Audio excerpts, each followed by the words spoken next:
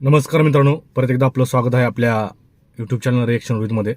आपण काही वेळापूर्वीच जे काही मराठा समाज आहे तो अयोध्येला जाणार आहे का मुंबईला जाणार आहे याच्यावरती एक व्हिडिओ बनवलेला आहे. तर नक्कीच तो व्हिडिओ पहा, कारण अयोध्येचाही कार्यक्रम जो आहे तो 22 जानेवारी आहे. आणि जे काही मनोज जरांगे पाटील आहेत तर तेही 20 तारखेपासून ते 24 तारखेला उपोषण चालू करणार आहेत. आणि 20 तारखेपासून मुंबईला जाण्याची तयारीत आहेत, म्हणजेच मुंबईला रवाना होण्याची तयारीत आहेत. आज तर दुपारी आपण काही न्यूज चॅनलवरती पाहिलं असेल तर लातूरमधून आताच 70 ट्रॅक्टर आणि बरेच अशी वाहनं मुंबईला रवाना झालेली आहेत. आणि गनिमा कावाच्या मार्गाने जे काही जरांगे पाटीलचं जे काही आंदोलन चालू आहे आणि एक मोठ्या प्रमाणामध्ये जे काही 3 कोटी लोकसंख्या त्यांनी सांगितलेली आहे, 3 कोटी लोक आपल्याला तिथं मुंबईमध्ये जमा व्हायचे आहेत असं त्यांचं एकंदरीत सांगणं आहे. तर माझा महत्त्वाचा मुद्दा तेच आहे की काय चित्र असेल मुंबईमध्ये. तर महानगरी आहे मुंबईमध्ये, तिथं 1 तास जरी मुंबई थांबली तर करोडो लाखो रुपयाचं नुकसान होतं. करोडो रुपयाचं तिथं नुकसान होतं मुंबईमध्ये. तर त्याच उद्देशाने सरकार घाबरलेलं आहे.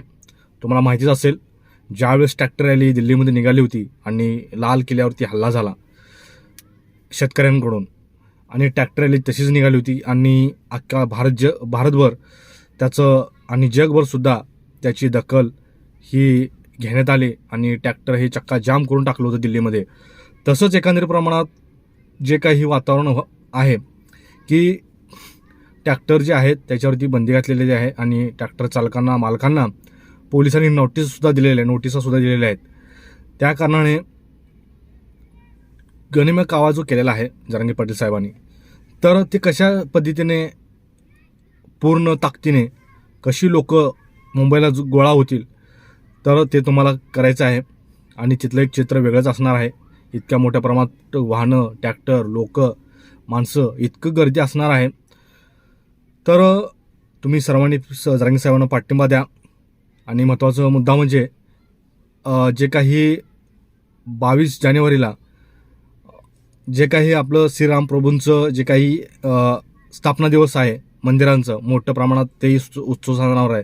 परंतु त्या उत्सवापेक्षा मराठा आरक्षणचा उत्सव खूप मोठा आहे आणि आपल्या पिढ्यानपिढ्या याच्यावरती चालणार आहेत. तर तुम्ही माझं एक सांगणं आहे की तुम्हाला निर्णय घ्यायचा आहे की तुम्हाला अयोध्येला जायचं आहे की मुंबईला मनोज साहेबांना साथ द्यायची आहे, कारण तुमच्या पिढ्यानपिढ्या इथं सुशिक्षित आणि आरक्षण भेटणार आहे. तर तुम्हालाच ठरवायचं आहे. बघा, आपला कसा व्हिडिओ वाटला ते नक्कीच आपल्या कमेंट बॉक्समध्ये सांगा.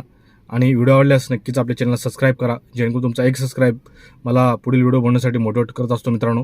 तर इतकाच व्हिडिओ होता. व्हिडिओ आवडल्यास नक्कीच लाईक, कमेंट आणि शेअर करायला मात्र विसरू नका. जय हिंद, जय भीम, जय शिवराय.